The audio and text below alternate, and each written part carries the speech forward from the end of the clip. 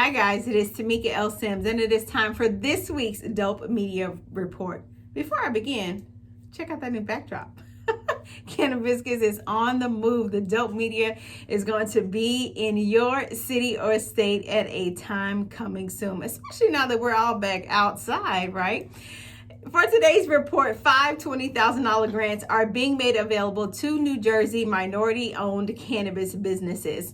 Leading tech company Cognitive Harmony Technologies Accelerator has a $100,000 fund from Pangea Health, and I hope I'm pronouncing that correctly. And they've actually decided to take that $100,000 and create a pool for 5 social equity applicants.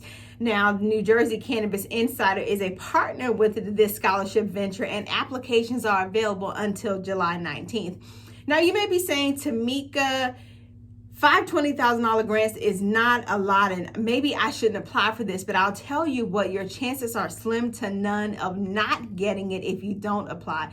Why? Because you miss 100% of the shots that you don't take. So if you're looking for funding or capital for your business, cannabis business, to get it off the ground, and if it's majority minority owned, I would encourage you to apply. So to learn more about this, as well as to get the link to apply for this scholarship, go ahead and visit our website, cannabiscuits.com, and shoot your shot. You never know. You just may be one of the chosen applicants.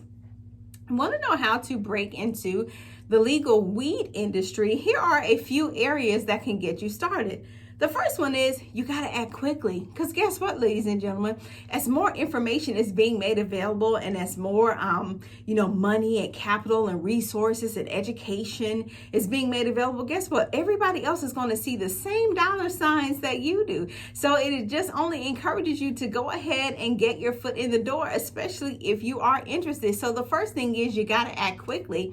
The second is you have to stay informed. What are the rules and regulations in your city, in your town, and in your state? What are the things that you can, and more importantly, what are the things that you cannot do? What are the restrictions that's going to hinder you from actually moving forward with your business in your area? So stay informed on those rules and regulations.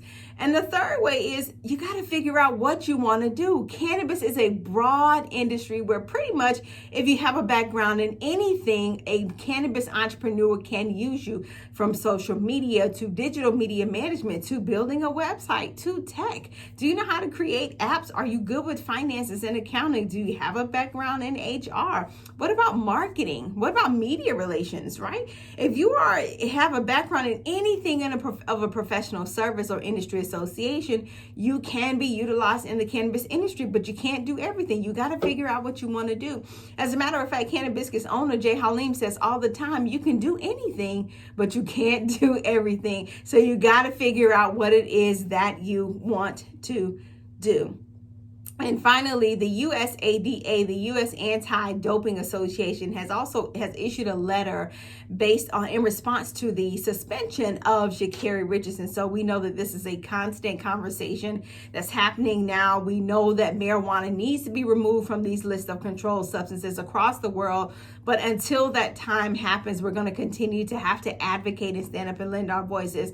And so to learn more about what has happened recently with her case, again, head on over to our website, which is cannabiscuits.com. And that is all for this week's report, ladies and gentlemen. You know what's coming next. Make sure that you are subscribed to our blog, cannabiscuits.com. Connected with us on all social media platforms at canna_biscuits, as well as subscribe to our YouTube channel. Make sure you hit that bell to turn on those notifications so you're not missing a video. Search Cannabis TV. We'll see you guys next time in the next Dope Media Report.